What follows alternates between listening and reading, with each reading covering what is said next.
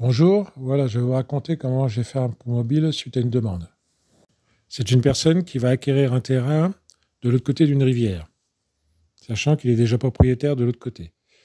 Et donc, il se posait la question comment y accéder facilement.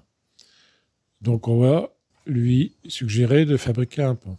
Sauf que c'est interdit par la loi d'occuper des lieux lorsqu'il y a des passages de cours d'eau. Et en plus, même si l'on faisait la demande, de toute façon, ça ne serait pas autorisé parce que, au niveau sécurité, si quelqu'un allait dessus, il pourrait tomber.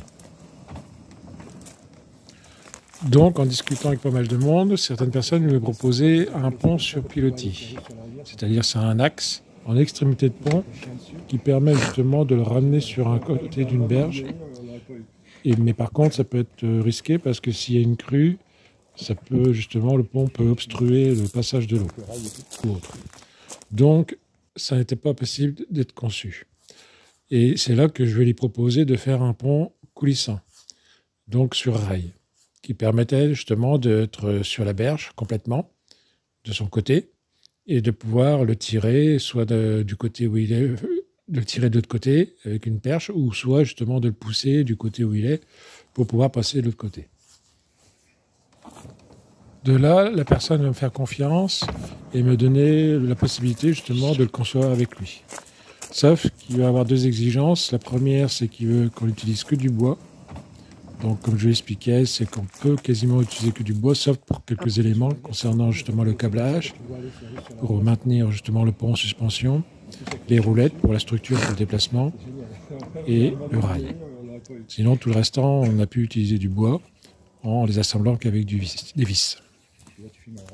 De plus, donc l'autre contrainte, c'était qu'en fait, il fallait utiliser que des matériaux qu'il avait déjà en possession, neufs, mais en possession. C'est-à-dire qu'on ne pouvait pas acheter quoi que ce soit qui aurait pu convenir.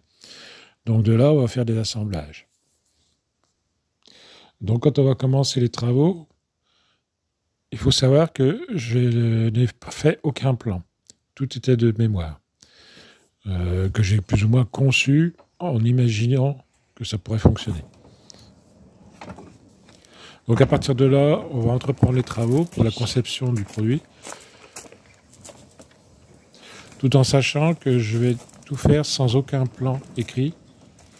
Ce sera tout le temps que par mémoire. Donc on va arriver à faire la conception du produit en une seule fois, avec que des matériaux, comme je disais, d'assemblage, qu'il avait auparavant neuf, mais que sans rien acheter quoi que ce soit, mis à part les roulettes.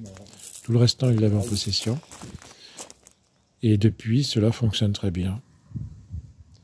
Depuis, beaucoup de monde vient voir justement comment il fonctionne, pour nous poser aussi des questions, de savoir comment on a conçu ça. C'est pourquoi je vous ai raconté comment je l'ai conçu.